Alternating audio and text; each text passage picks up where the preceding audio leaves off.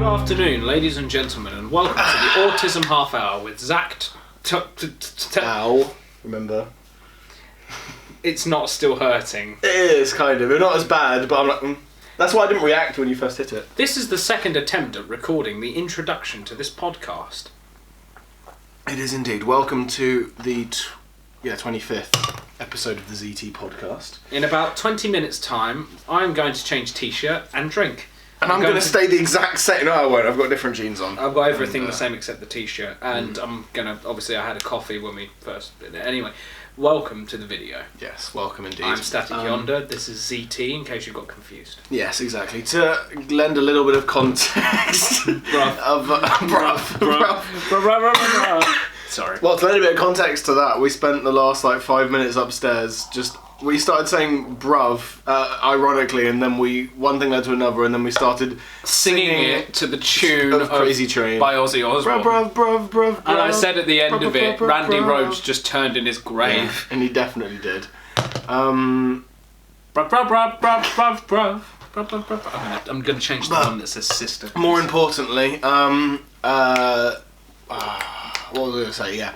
We tried to record episode 25 of the podcast 2 days ago from now, so this isn't far removed from the original recording of this, but we recorded that, and most of it is fine, but the first 20 minutes got corrupted, which is really annoying because that's the part where we had the most sophisticated discussion about a movie that came out recently. Do you want to talk about that now? So I had to come back here for a second time in the week.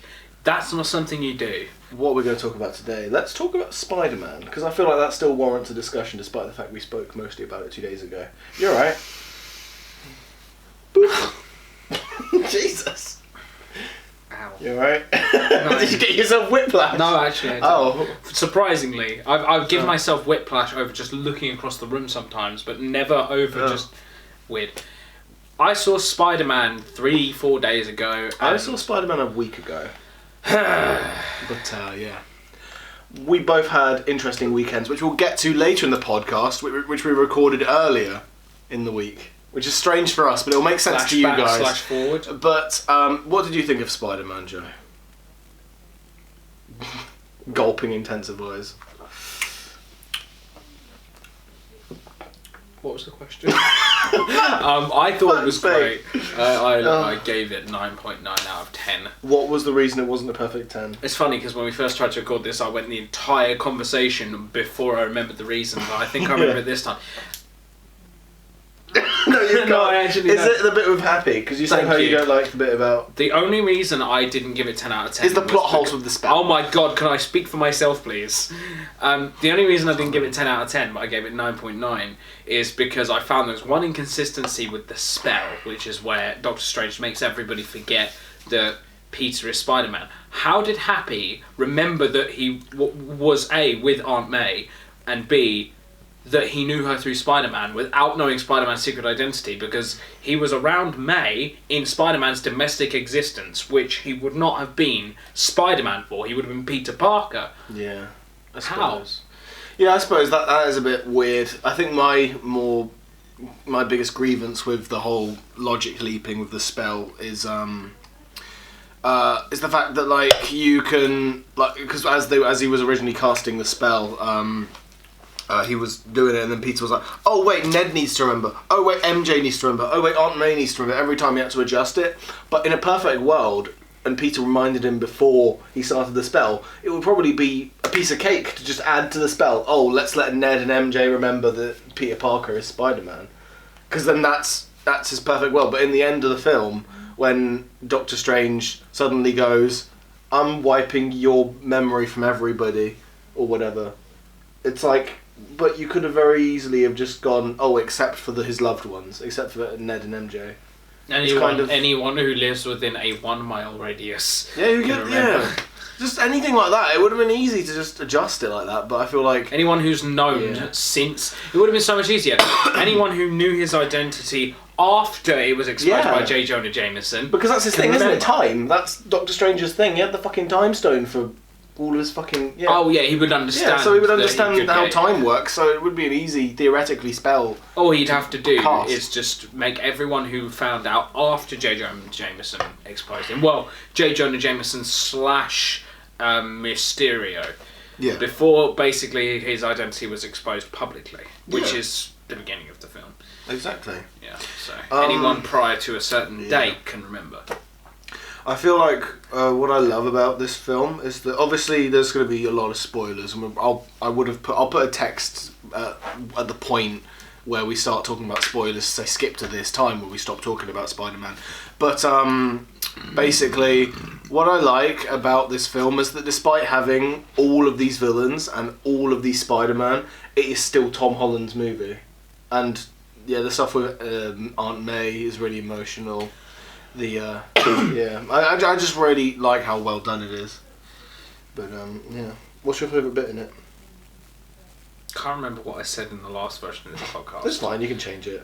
One of my favourite bits is when Andrew Garfield saves MJ, because it was a nice full circle moment from his film where Gwen dies. But the saddest thing about that original scene is the fact that you actually see when he fires the web, it has a little hand at the end that's going to. In the original one, it doesn't in this one. No, though, does it? I know. No, it's adorable because I went and rewatched that scene yesterday. Right. I was watching a bunch of Andrew Garfield videos to fall asleep to because he is a treasure and should be protected at all costs.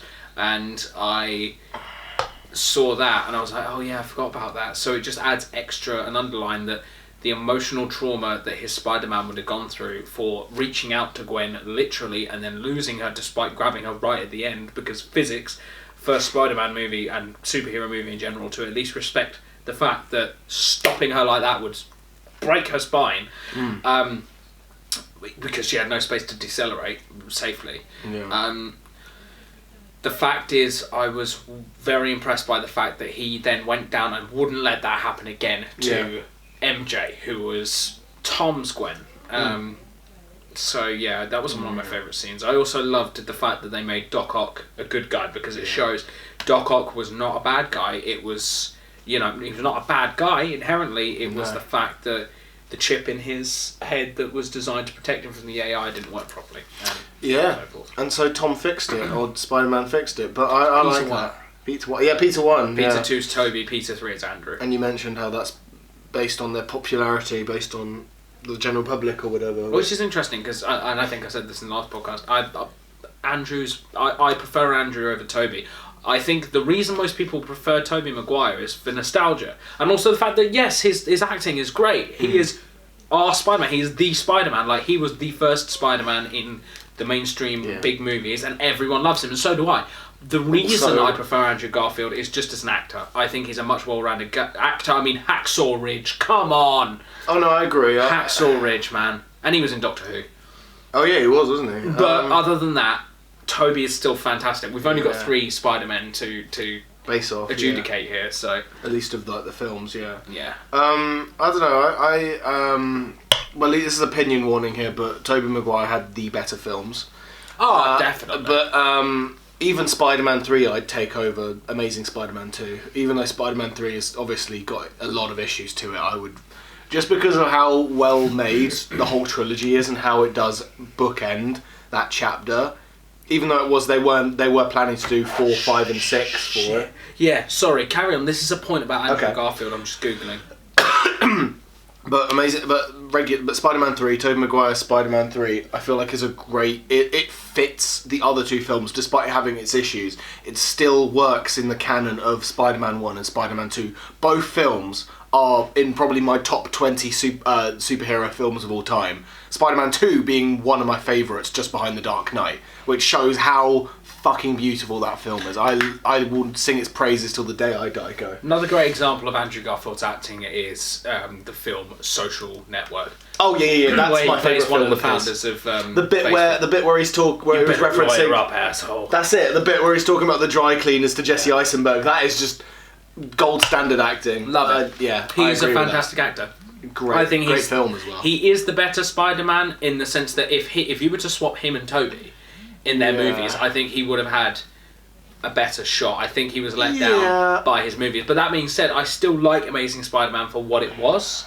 and I still love Tobey Maguire. I think comparing them to each other in an objective way is almost impossible based on the fact that they are going in from the beginning in different directions with Spider-Man. One is a more like family friendly, like Tobey's is more family orientated and Spider-Man orientated, whereas I think Andrew Garfield's was supposed to be a bit more realistic. Yeah. Yet then that's what they ended up doing with Tom's.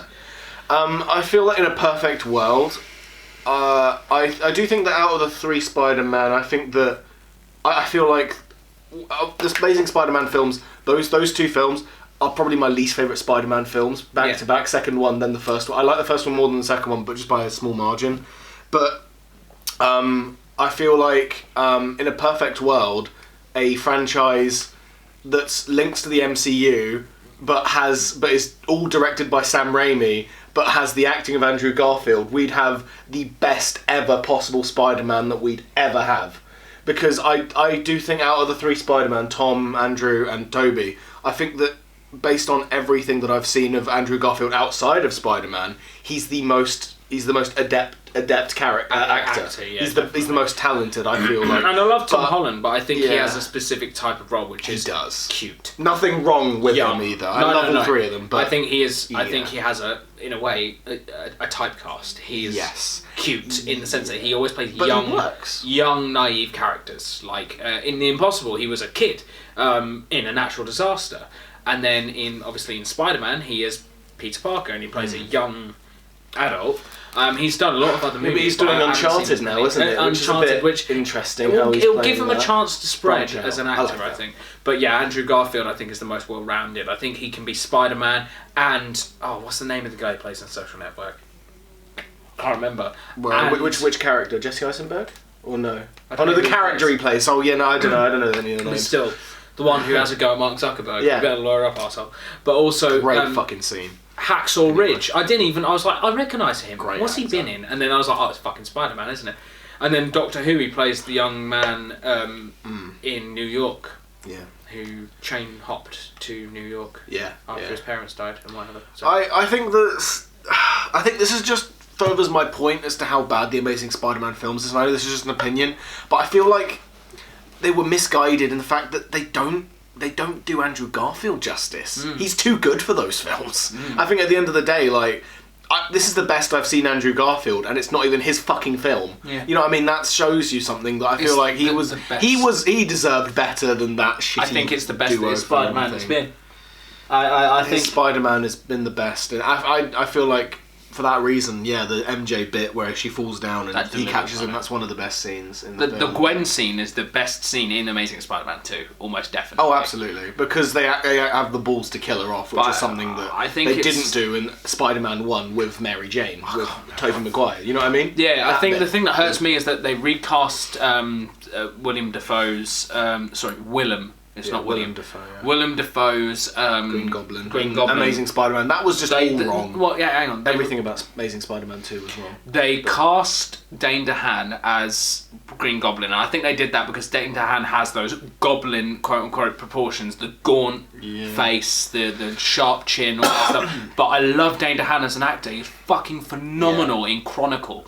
I just don't think he works as Green Goblin. I don't think he works as a young Norman Osborn. I just don't think he works as a young Norman Osborn. The writing was misguided as well. Is it Norman he plays or is it Harry? Harry Osborn. It is Harry. Because Norman Osborn is the one that's dying in the bed, isn't it? He's the one with the weird goblin disease or some bollocks like that. But either way, he is still a great actor. I just think his role as Green Goblin was a low point in his career, not from his point of view, but just from the way it was written and the writing was very misguided in that film. As the guy in Valerian City of 1,000 Planets or whatever it's called, that movie I can't even name properly because of how big of a flop it was. Again, I think Dane DeHaan, the curse of Dane DeHaan rings true. He always gets the shit roles, and yet his first big role in Chronicle was amazing. He played Andrew Detmer so well. This abused,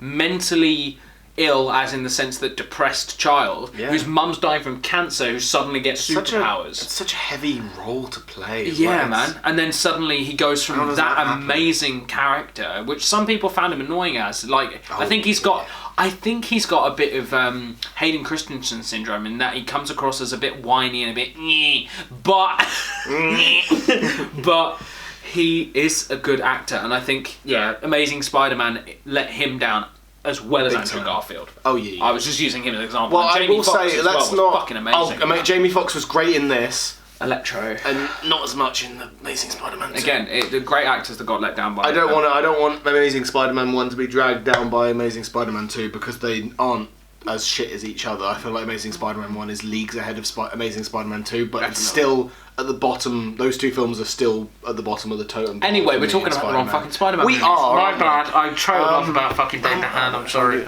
We're at 16 minutes, so we'll talk for another 10 minutes about No Way Home, and then we'll segue into the other parts that we spoke about earlier or whatever. So 48 hours ago. No Way Home. 48. I love this film. It's probably so much. I still think there are Spider-Man films better than it, but this is a damn brilliant one. Yeah. This goes just below Spider-Verse top, Spider-Man 2, then this. I love it. What a good film this was. I feel like as well, we've been waiting for so long for a Tom Holland Spider-Man film, for a film that will break him. Yeah. It's not just a friendly or happy homecoming. It's just him trying to get a date, you know. And then No Way Home is just him on a school trip, and it ends with his world crashing down. I think but that's we don't what it see is. that until this film, right? I think the thing Tom Holland, the difference between the three Spider-Men is Tobey Maguire is an awkward teenager. He's just a nerdy teenager, but a serious nerdy teenager. Yeah. Then you got Andrew Garfield, who's a playful, witty as well, sort of awkward teenager, but no more than your standardly awkward teenager. And then Tom Holland's is just awkward, full stop, which is good, as in awkward as he's supposed to be. His teenager, his Peter Parker is the awkward teenager who has the best friend and all that stuff. Who's trying to get a date. He's the one that has sort of like no game, so to speak. The one that has no romantic instincts, so to speak, despite really wanting a relationship. But what I really do like, if you will. Yeah, no, exactly. And what I do like about the end of this film, and obviously the logic leaping in the spell does lead to a great setup for hopefully the next 3 films with Tom Holland, which will be the Spider-Man back to basics with just him with Venom. We see the after credits thing, and Venom. We're gonna have a Tom Holland film with Venom, and I'm really excited about that. But it's gonna be Spider-Man back to basics. He's not gonna be entangled with Stark Industries, and he's not gonna. I don't know. I just like the fact. I think that was a nice way to introduce Tom Spider-Man, though. I think they did it. I agree with that. And made it fit with the already established cinematic universe. And you know what's funny? This is technically his origin film. Technically, because we have Aunt May dying and saying the famous line, and you said that in the last version. That's right. That line is cursed. We weren't sure she was going to die. That's something they did really well, because she got slammed by the glider, and in real life people die from that. But Marvel movies, I mean superhero movies in general, but especially. Okay, that might be a bit far, but Marvel movies and superhero movies in general have this tendency to make what would be a catastrophic injury something that doesn't kill the character. Realistic. Yeah, it looks realistic. But with May, we weren't sure she was going to die or not, and you can tell she can't breathe. She's laboured breathing. Then she gets up, she's like, I just got knocked on my arse. And then Tom's like, Peter 1 is like, I'm sorry, it's all my fault. She's like, no, you did the right thing. And then she says the line. Peter, she's like, she's a goner, she went, Peter, with great power comes great responsibility. I went, she's dying. That's literally. Everyone who says that dies. And then she literally went, Ngh. Yeah, she does. Oh, there you go. But that was heartbreaking. I think, again, the only saddest Spider-Man moment we had before that was Andrew Garfield with Gwen. And a hot take, I never found the Uncle Ben death in Tobey Maguire's Spider-Man that sad. It's sad. I think the guy who plays Uncle Ben, he was the sad part about that. Yeah, absolutely. Toby's reaction wasn't as sad as Andrew's. Kind of disagree. It wasn't as believable. It just felt sort of like almost, I don't know, something about his face just made it feel like it was a piss take. I feel like it's the other way around. I feel like the Andrew Garfield one with Uncle Ben, I'm not on about Andrew Garfield's Uncle Ben. His Gwen was heart-wrenching. No, I feel like in terms of like, I prefer the Uncle Ben in Tobey Maguire's to the one in Andrew Garfield's, and probably everybody does, because it's like, we've already seen this, another Uncle Ben dying, we know he's gone. Yeah, definitely. I just found Andrew Garfield's response to Gwen dying more believable than Tobey Maguire's response to Ben dying. Yeah. But that being said, I think that's just because Tobey Maguire was a young actor. Yeah. He hadn't. It's just my opinion. Yeah. I just never found it as believable. But at the same time, believable? As sad. It was believable, but not as sad as when Gwen died. He was proper. You could tell, like, wake up, like in disbelief. I feel like I feel like Tom really channeled that in Aunt May's death. I agree with that. Yeah. I feel like the reason why I like Uncle Ben's death in Tobey Maguire's is the same reason that I like Aunt May's in this, is that it feels way more grounded and down to earth as to how it would actually happen. Yeah. Obviously the hand glider whacking Aunt May in the side is obviously a bit out there, but it's like, it's what happens after that feels real. It's a realistic. She gets whacked. She doesn't die straight away, but she also doesn't survive it like most characters in a Marvel or superhero movie who get knocked. Because normally they don't die from just getting whacked by something, they just roll around and go ow for a while and then get up and then they're fine. But in real life, if you're hit by a glider at speed like that, that's that's a punctured lung, which I guess is probably what they were going for. But no, in that same way of how real that feels, it feels very real as to how that would play out with Uncle Ben. Let me finish real quick. With Uncle Ben, it feels like that's exactly how it would play out in real life. Like you wouldn't see Ben dying, you just see the aftermath. Because Toby was too busy being self-centered after he did the boxing thing. That was my next point. He was too busy to pay attention to, oh shit, my family, I need to look after them. I can't focus on my own self-desire. Real quick, let me finish. But like, I just love the fact that like you don't see it happen. It's not over glorified like a slow-mo. This isn't me ragging on Gwen's death, but I feel like that one is a very over dramatized. I like the sentiment of it, and I love how well filmed and how well edited it all is. But I like how real and visceral and how emotional it feels. How Toby would just show up and it's like, Uncle Ben's it's realising it. It's not seeing it happen. It's a more realistic look into what it's like to find a loved one dying. But that being said, what I liked about, I think it's apples and oranges, because what I liked about the Gwen death was the fact that he couldn't save her, and you expect him to save her, because that is the trope. Oh no, but that's the same. My girlfriend's about to die. Oh wait, I'll grab her. Oh, she's fine. But actually, it's I've grabbed her. Her spine's broken. She's dead. What the fuck? But here's the thing. That's what I did like. No, hang on. The thing that I like most about Tobey Maguire's Ben death was the fact that it was a perfect commentary on the consequences. Just because he was, in a way, morally justified in screwing over the guys who just got robbed because it was his money, the guy he let go was still a criminal. Yeah. And that criminal then ended up killing his uncle. Had he not let him go, Ben would be alive. Yeah. So that was a lesson to Tobey Spider-Man. Good is good and bad is bad. Don't be selfish. Otherwise it could hurt the people around you, and that's exactly what happened. He could have stopped that criminal, but you let him go for selfish reasons, and then he had the consequence and the comeuppance. He got his comeuppance, which was that criminal then went on to shoot his own uncle. Even though we find out later it's Sandman, but he was still implicated in the death, so anyway. But still, I get what you mean though. Yeah, they weren't thinking of the Sandman thing until they did not until Spider-Man 3. So that was more of a retcon than anything else. But yeah, the thing with the fact Gwen, that it was consequences. Yeah. You know. The thing with Gwen that like I say, the slow-mo thing, it's very different in how it plays out than the Ben one. I like how realistic that feels, whereas the Gwen one is very dramatic in the moment. But obviously it's realistic as you wouldn't survive that if at that speed and how you're falling, that velocity. Your neck would be snapped in half at that speed if you got caught at that. Just sudden jolt. No space to decelerate. But that's the other thing. Yeah. I like what I like about that is the fact that obviously you expect him to save her because it's a superhero movie. But then he doesn't, and she dies, and that's what I love about it. It subverts expectation in a believable and tasteful way, and that's one of the things I like about Amazing Spider-Man 2.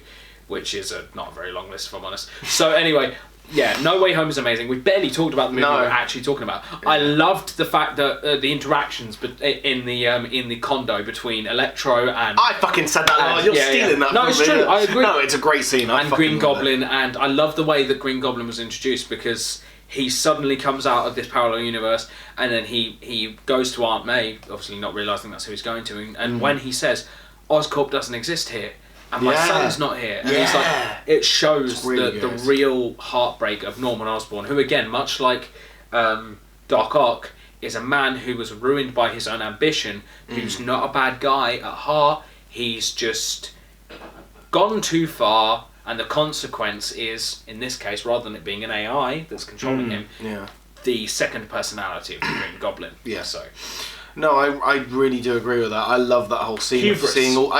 You know what I love about that scene is that, I think I said this last time we tried to record this. I love that in that scene where all of the bad guys are in Happy's condo. It's just like you see them all as people. You don't see them as these big CGI monsters punching Spider-Man. You see them talking with each other, not just talking to Spider-Man as well. You see Electro talking to a badly CGI'd Sandman. You see Green Goblin talking to Doc Ock as Doc Ock's like, I don't want to be fixed or whatever.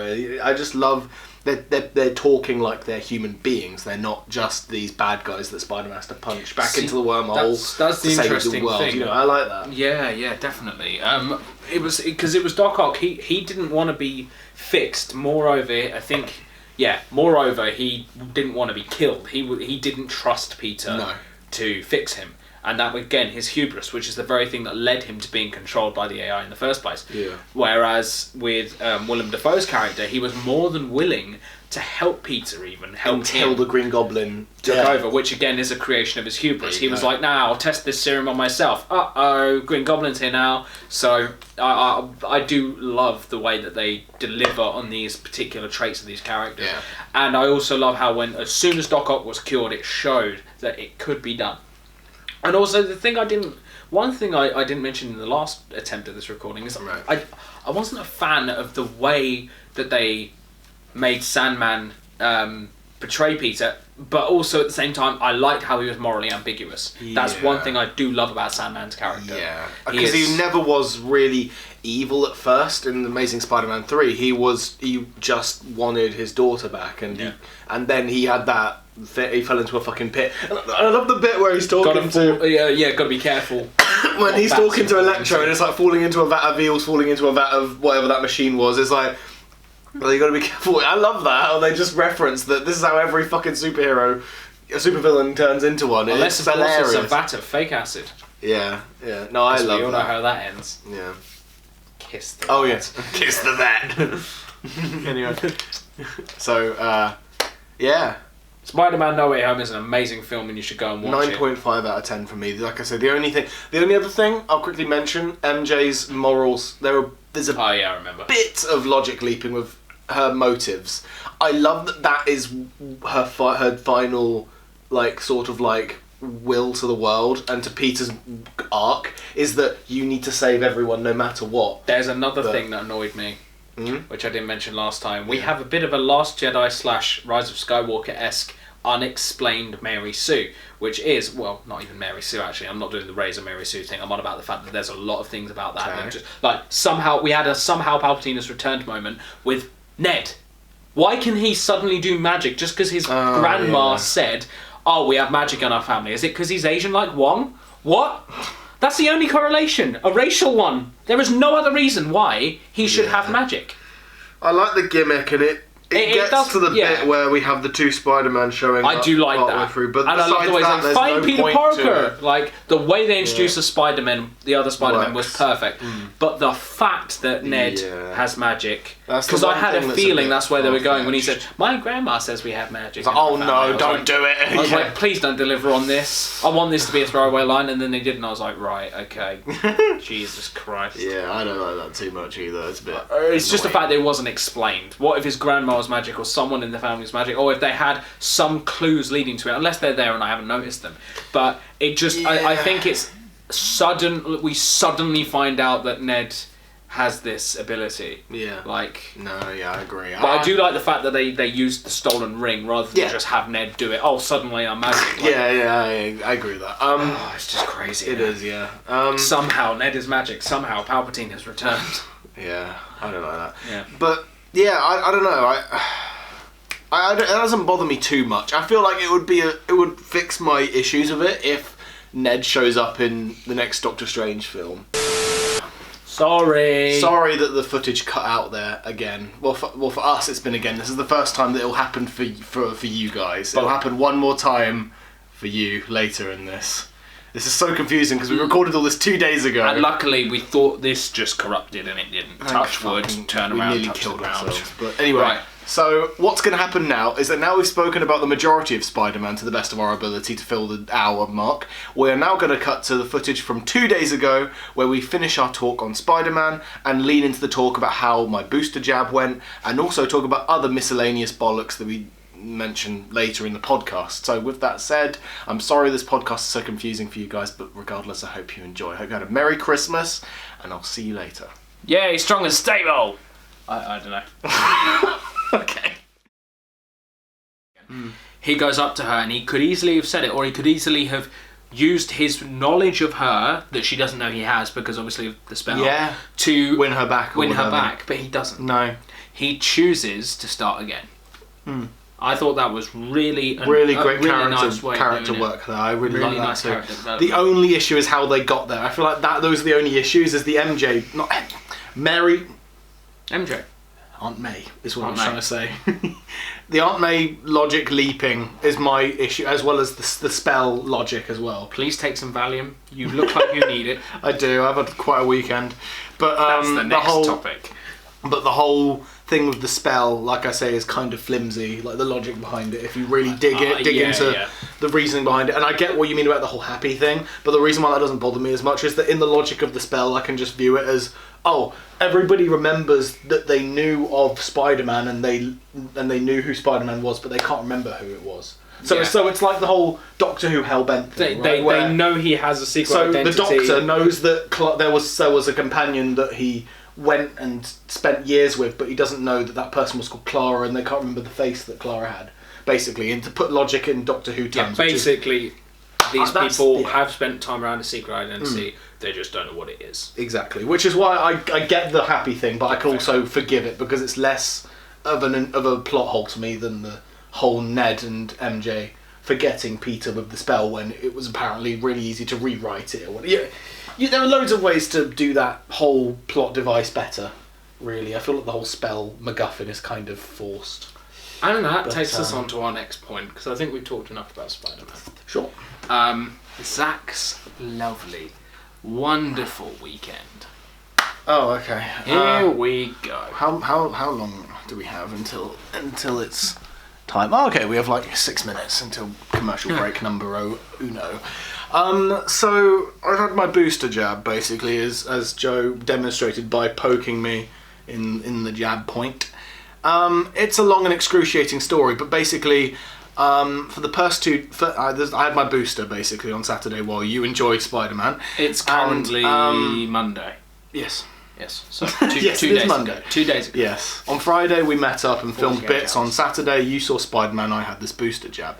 I went to insert name of hospital here. It's a shithole. It's actually not a hospital, is it? No, it's not, is it?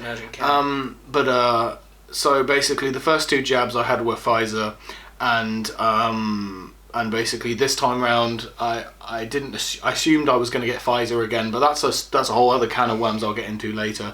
But basically I get to the hospital that I had my last 2 jabs in, and I booked it 3 weeks in advance, and last 2 times I was able to skip the queue, long story short, and go in. This time round I get to the front, I skipped to the front of the queue because it was horrendous, more horrendous than I've ever seen it.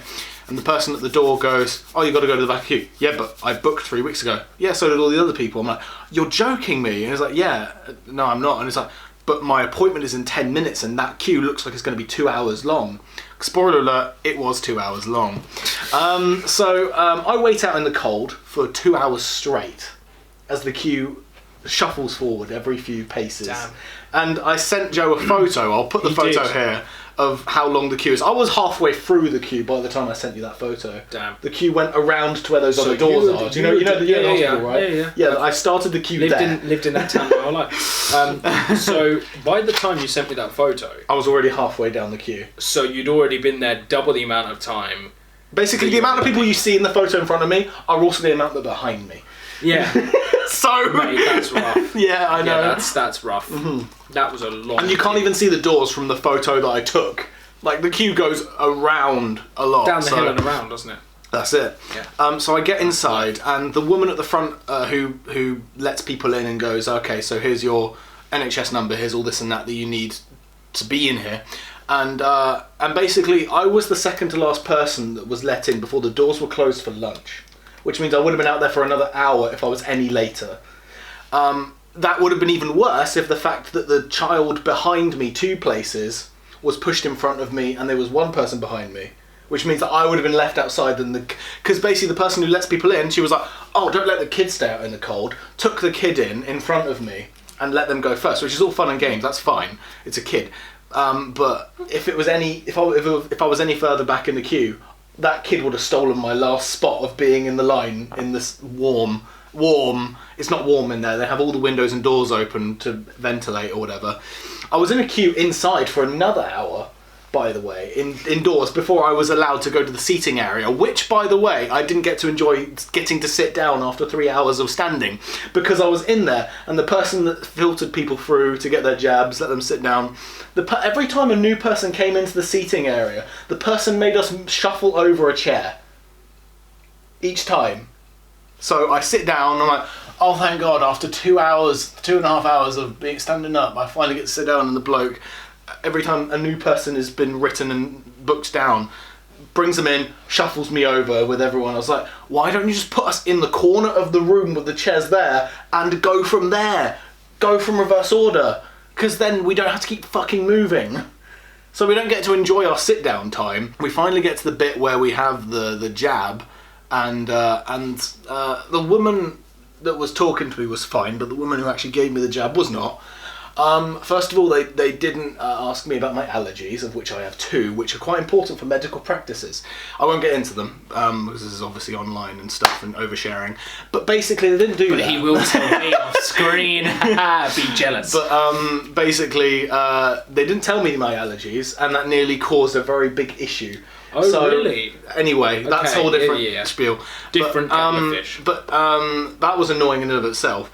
Also, the woman, after they explain all the stuff that wasn't really important and the stuff I actually wanted to know, she says, any other questions? I was like, yeah, could you not let me know when you're going to stab me, because I'm not the biggest fan of needles, don't have a phobia or anything, but I just don't like the idea of things going in my body.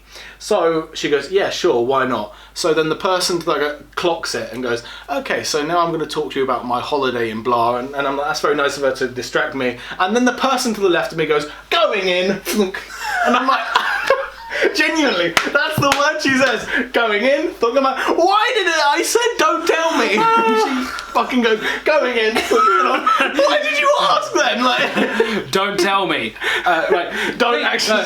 please don't tell me, okay. Like, genuinely, and I'm just like, I'm there like, what the fuck? Stabby! So, oh, mate. I was. By the way, I wasn't privy to this story. This is the first I'm hearing of it. I just knew there was a story. Oh, and 29 minutes. We'll have to go to the commercial break, and we'll tell the other half of it in a second. Mate, so, right. Yeah, we'll see you after this commercial break. Jinx, you owe me a cake! Suck me. No thanks.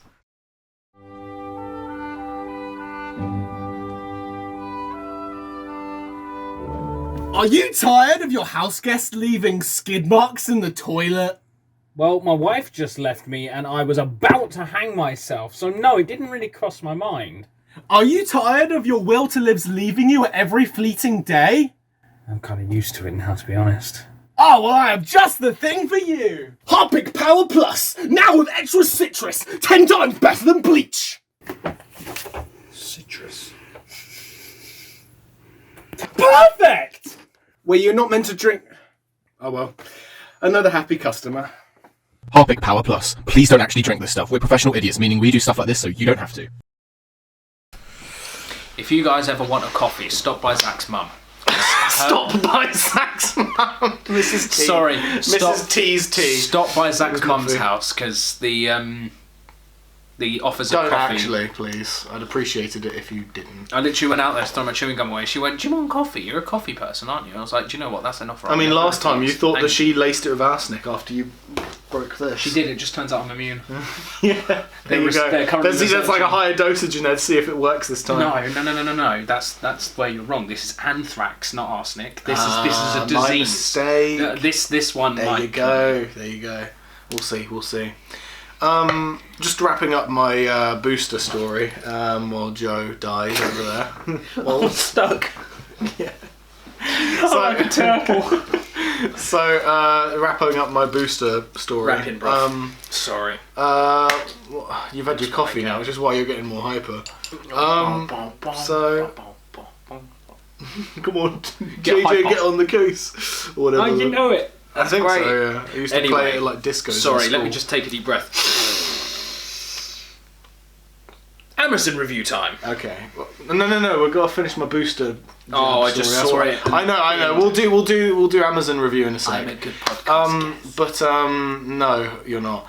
In the in the boost to wrap up the booster story, basically they gave me the jab and sent me on my merry way with a fresh bruise on my shoulder.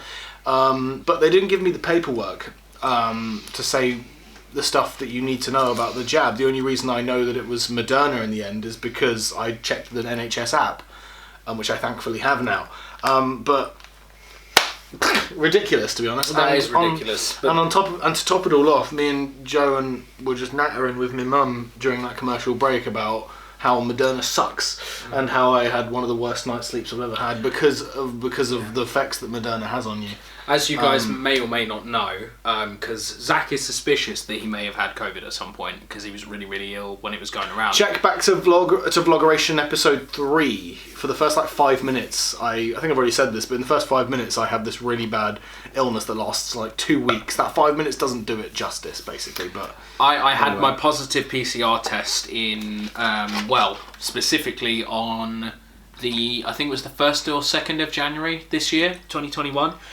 So I definitely 100% had COVID, and my symptoms were so low. I had no breathing issue, no chest, anything, except the first night where it felt a tiny bit rough. It was mostly just blocked nose, funny ears, and that was it. No fever, no chesty cough, none of it. Just blocked nose like a cold. Yeah.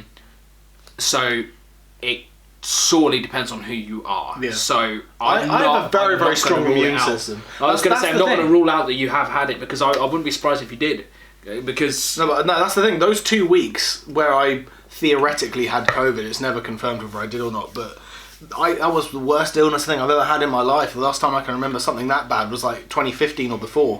I've had a great immune system. The last time I felt as bad as I did 2 nights ago from the Moderna jab was back in March 2020, or I think it was February 2020. I'm not sure, but in that era where I was in Flat K and I was ill out of my mind for 2 weeks straight and couldn't even go to class, that was the last time I felt that bad.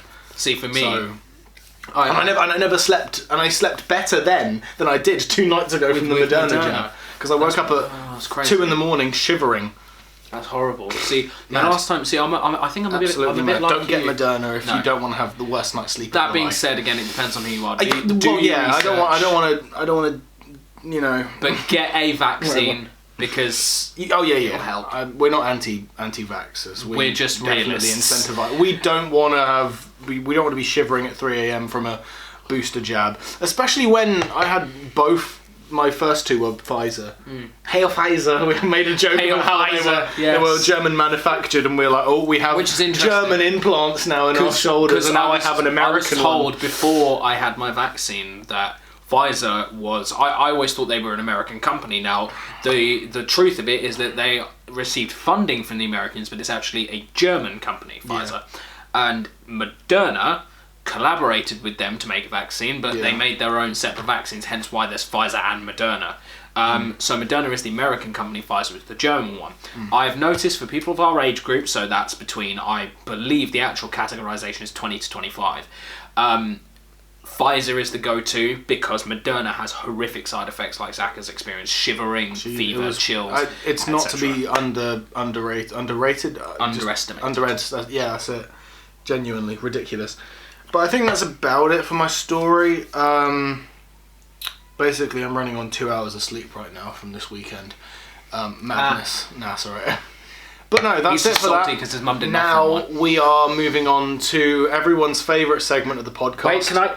The Amazon review Of the week! Yeah! But last time we did a podcast, we forgot. So we're going to have double Amazon reviews this time. Double To make up for the one that we forgot. Because we fucking spoke about Rick and Morty for nearly 2 hours last time, so I think we wouldn't have had time to do it anyway. And you know what's funny about that? Really quickly about that Rick and Morty thing is that at the very end of it, it cuts off your final couple words as you're doing the outro. It's like, and don't forget, and it cuts to the music. I remember, That's because the footage cut out because the camera died as we were saying that. What is today's Amazon review?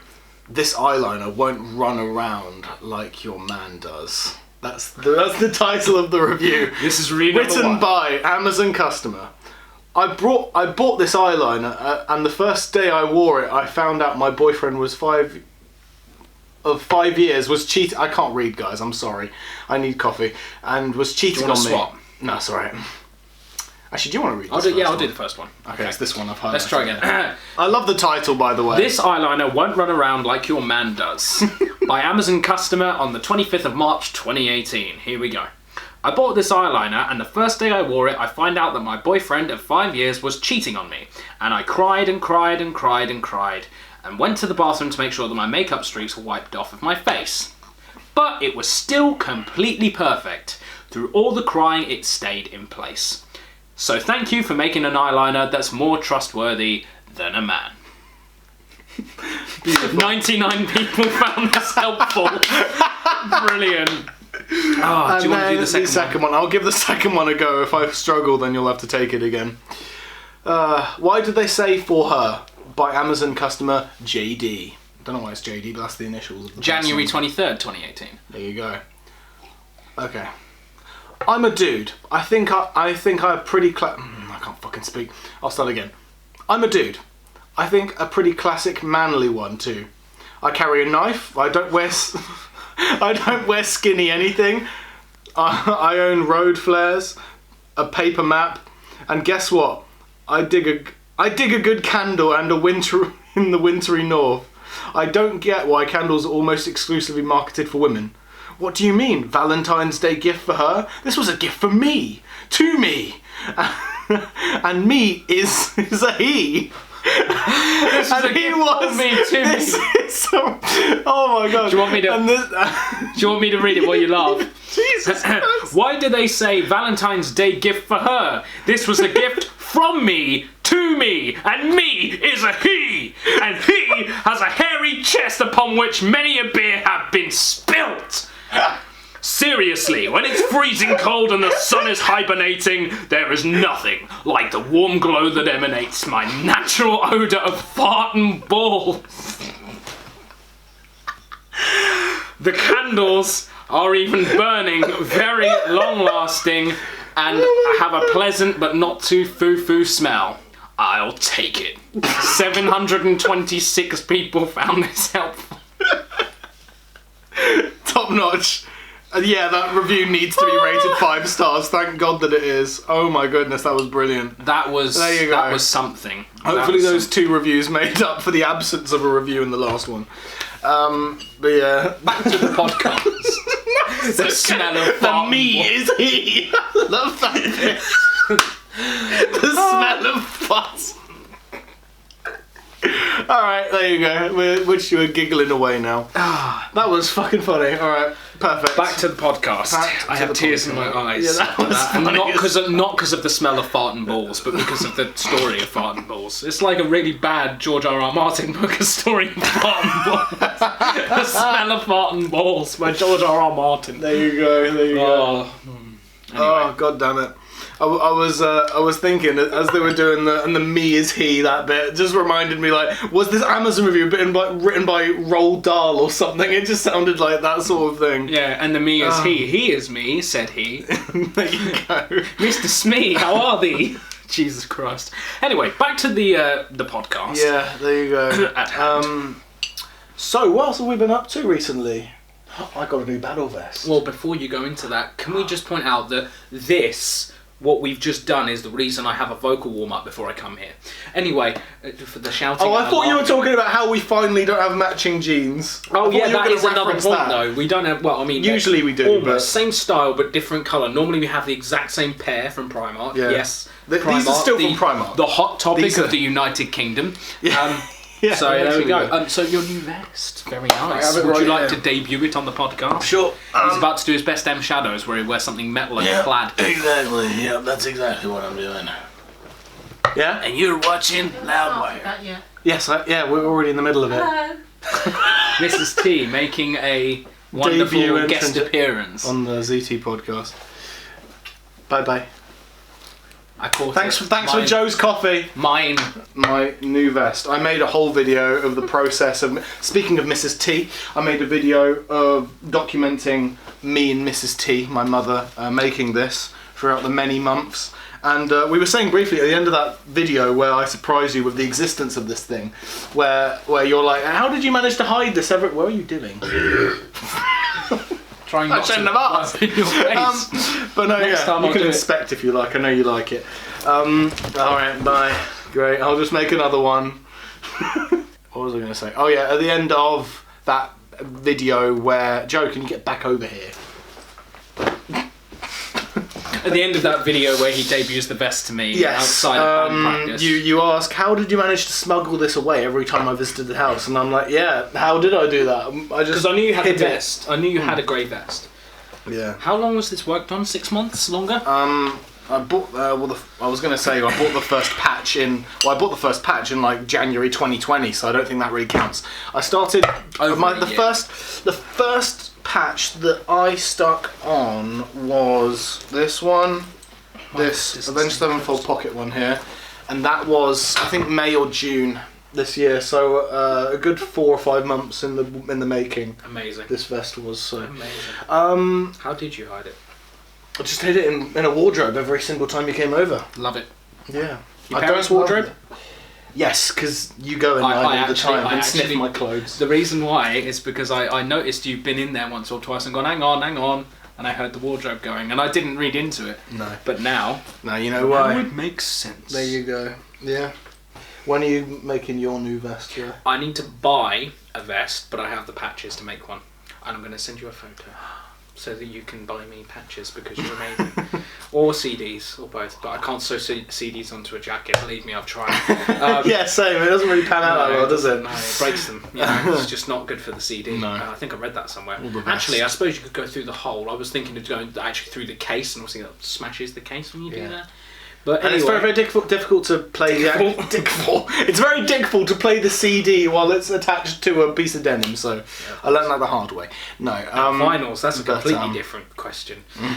I need to buy a new base vest. I'm thinking of getting the black premium from EMP to add the patches to. The ones with the nice big 500mm pocket. I love how EMP are so in tune with their demographic that they know metalheads are alcoholics. Oh yeah. So they add a 500ml pocket inside. Also that they're gamers who drink Monster. Like you've got the likes of Tim Ripper Owens, who is basically sponsored by Monster. Yeah. So there's a big 500ml can spot, which Maddie makes good use of with hers, Monster. Yeah, so true. There you go. Definitely was something I want to drive at. I love the big pockets. So I'll get one of them and then I'll be patching it up. I'm going to add some studs and spikes and whatnot as well. I love my metal materials. Yeah. And exciting. It's a project for 2022.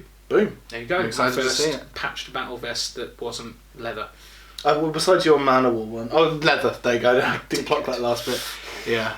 What else is happening? Oh, there's going to be a soft reboot of the Review in Space. The first episode of it might come out before this podcast. If not, it will come out right after.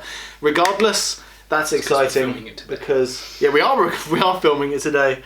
But there will be a new episode of the Review in Space with, spoiler alert, a new title sequence to go with it, which is kind of cool. And I think you've seen it, haven't you? So, can you give a little teaser of what it is without spoiling anything about what it's like? Good.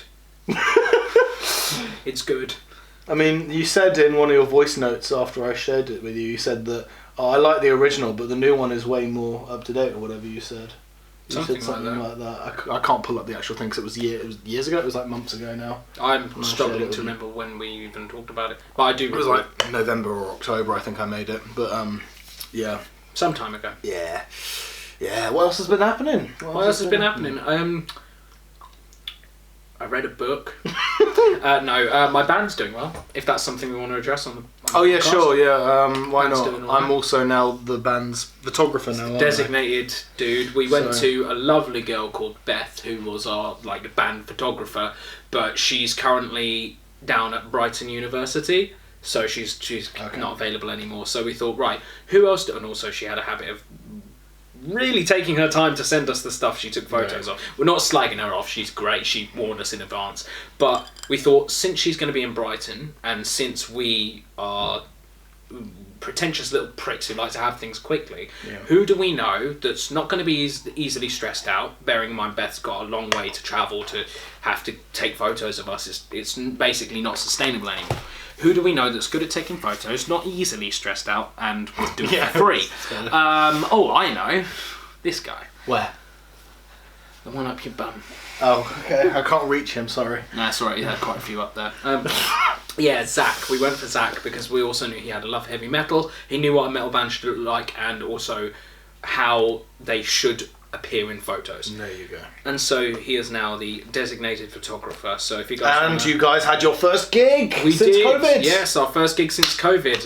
That's exciting. Put a clip up on screen. If not, there'll be a link in the description below or something. Or I'll post a comment that he'll pin that'll have something like relative that. information. I'll put a thing here. Why not? We'll also stick one into his photography account. Yeah. Sure, why not? And you can go check out his photography, not just of my band, but yeah, that's all going well. That's it. That's all I had to say about that. We're just keeping on, never minding, trying to get as many gigs as we can, as any band does, and that's all there really is to say about that. Oh, I finally fucking finished Alone. Oh, that's a film that I don't think I think I mentioned loads on the podcast back when it was first an idea in like 2019, and then it never came up again. And then that's because I think me and Adam mentioned it once in the Pizza Time podcast, I think, mentioning that we'd filmed bits for that, but I think we haven't named dropped the film. It was for Alone. And you were originally going to film it in your first year in uni? Yep. Yeah. But then COVID happened, and COVID happened, and plus people who I was going to film with became flaky, to put it lightly. So yeah, and it just got pushed back, and then I was going to do it towards the end of 2020, but then the second strain of COVID came around and lockdown came back, and it's oh great, all right, I guess not then. So we pushed it back again, and by that point I'd become very close friends with Adam, who I come to realise at that point was very reliable for filming, so I thought he's my lead guy, perfect, because if you've seen Alone, please watch it and support it. It's one of my favourite short films, actually. It's basically it's an inner monologue, personal character piece, but it's also like a big setting, a big concept, and it's multifaceted, and don't spoil the meaning behind it, but yeah. I was going to say, Zach has told me in confidence the actual meaning behind it. The meta the one thing that's upsetting is that you guys will probably never know that unless you're clever enough to pick up on it.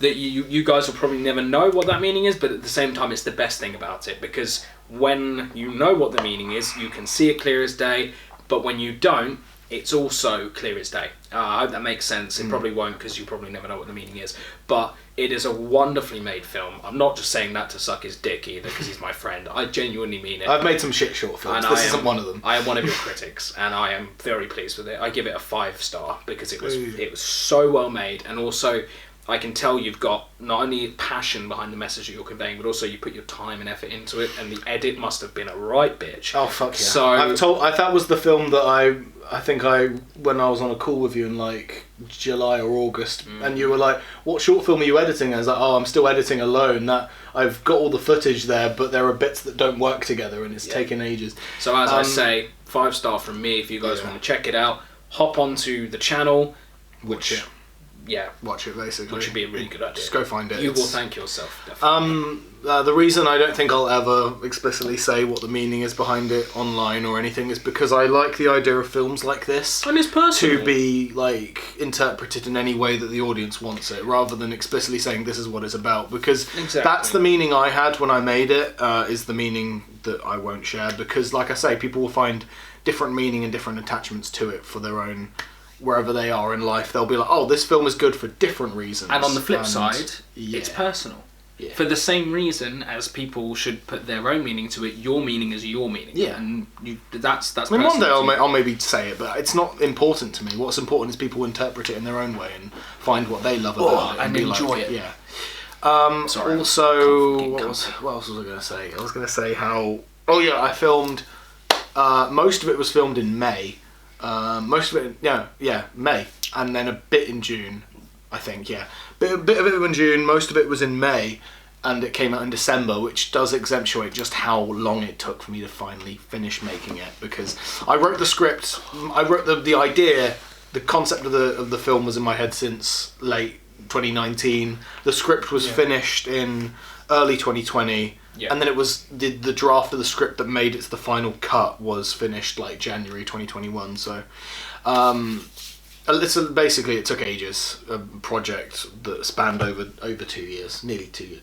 Yeah, just about over 2 years. Yeah, just about. Your first year of uni was 2019, wasn't it? Yeah. So yeah, it just about overlapped with that. So yeah, just about 2 years, and finally it's out, and now I can move on.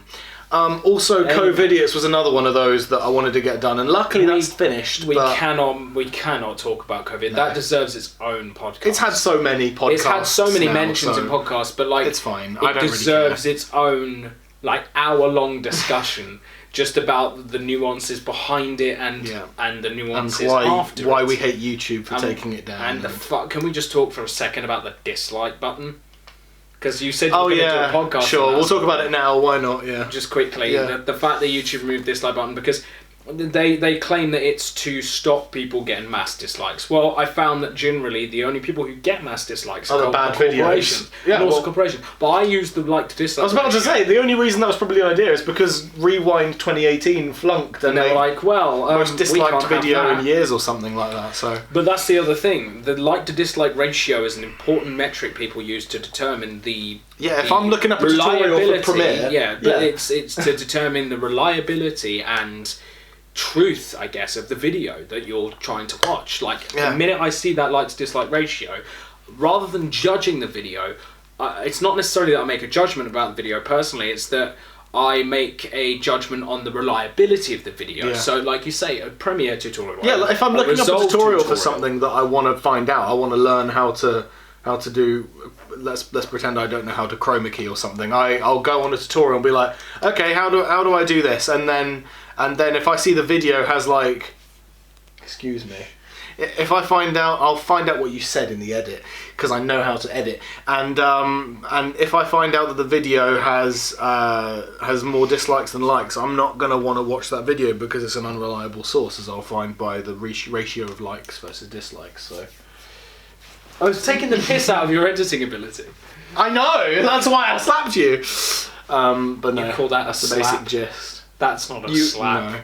This is a slap. Listen here, Joe, I don't appreciate you making fun of my editing skills, so for that, here's a real slap. Take that. Ha. Your vaccine gives me dominion over you, even if it's not through a microchip, it's through the swollen tissue. Anyway, that's the gist of it. So that's why we don't like this removed, because they also state, it's visible to the creator. We haven't removed dislikes, we've just made them publicly unviewable. Well, actually, you kind of have, because I've actually trawled through the Creator Studio on my phone trying to find the dislike button. It took me ages. I know that might just be me being dumb, or it might just be the fact that YouTube have specifically made it really difficult. But when I do it on the PC, if I actually look at the Creator Studio on there through the analytics and all that stuff, that's a little bit easier. But I find it creates one extra barrier for creators to actually see what their audience think of them. Yeah, exactly. I think it's just an unnecessary barrier that's there to preserve the ego of big corporations of YouTube that don't like negative feedback. No, that's literally it. I agree 1000%. Literally, I don't agree with it. I mean, I like the sentiment. It's like, it helps smaller creators, not get targeted for dislike. But it's like, that doesn't happen as often as YouTube likes to think We are it small happens. creators, and it doesn't. No, it doesn't We happen. get dislikes on videos that people genuinely don't like. Like my flying whales reaction. I pissed off a lot of people by skipping the intro. Yeah. But I listen to yeah. that song now all the time. For the last year since that video came out, I've listened to that song because it's a great song. And I do You understand it now? well, no, I do understand it, but I still think that the intro is pointlessly long. But that's my opinion. And reaction videos are supposed to be reacting to music. How can I react to something that's literally the same thing over and over? In the context of a reaction video, I thought it was pointless to just sit through what is basically the same thing over and over for two solid minutes I can out of an understand 8-minute reaction video. But people didn't like that, so they disliked Let's the be video. fair, the and amount they of left people comments. that actually sit through the entire intro of Flying Whales for the first time they listen to it is minute. Yeah, and after so you no have one can listened blame to it, you really, seriously. and generally after you have listened to it the first time, you skip you it from realise, now on. well, yeah, but Because you know what it is. But that's the interesting thing. People disliked it, so they left a dislike, which was publicly accessible, and posted a comment explaining why they didn't like it. And I learned that people don't like it when you skip things, even if it's boring, because they want to see a reaction to even the boring parts. It's better to say, "Oh, this is boring," than to skip it and go, "Well, that was boring, so let's skip it." I wouldn't have learned that if I hadn't seen the like to dislike ratio and the comments. What creator wants to go out of their way to see criticism? Think about it. By adding this barrier between your video and you seeing the dislikes of your video, it gives creators an excuse to not see the dislikes, because you have to actively seek out the criticism people are leaving you. Shatter their fragile ego. And Exactly. Be like, oh, I got 3 dislikes. But that's the thing. Yeah. Nobody likes to look for criticism about themselves. So if you make it so that the people have to go out the way to look at the dislikes that they're receiving, less people are likely to do it, which means less people are likely to learn from their mistakes, meaning content generally, in general, I mean, is going to take a bit of a dive because people aren't going to be as open and able to see criticism and therefore correct their mistakes. That's it. That is actually it. You nailed it there. How far are we into it now? Oh, we've still got maybe 5 minutes left. What else do you want to talk about for 5 minutes? Porn. Alright, so what's your favourite porn category? Yes. Tuesday. Toast. I like toast porn. Oh, God. Because food porn's a real thing. I would like to talk about... I don't mind. What do you Our want? Lord Jesus Christ. I'd like to talk about our Lord and Saviour, Saviour, Jesus Christ. Dommy the Indomitable. He is the God of all. Sin, he knows all, sees all. Yeah, we are. All. Yeah, eats all. Wanks over all. No. Hello there. The footage cut out. Yeah, so... We were basically done anyway. Yeah, we were done. We'd spoken about everything we wanted to talk about. We were only praising our Lord Dommy the Indomitable, so... God and creator of all things. Yeah. Including himself, which doesn't make any sense, but that's God yes, for you, does. Am I It's right? Dommy. Everything makes sense when it's Dommy. How dare you, you false... Praise be to Dommy, praise be to Dommy, praise be to Dommy, praise be to Dommy, praise be to Dommy, praise be to Dommy. Goodbye. Goodbye, everybody. Hope you enjoyed this podcast. Thank you for watching. We'll see you in the next one. Let us know what you think about Spiderman. Let us know what you think about COVID. Actually, don't, because that will get very controversial. Very let's quick. not talk about that. That's leave your thoughts in the comment section below.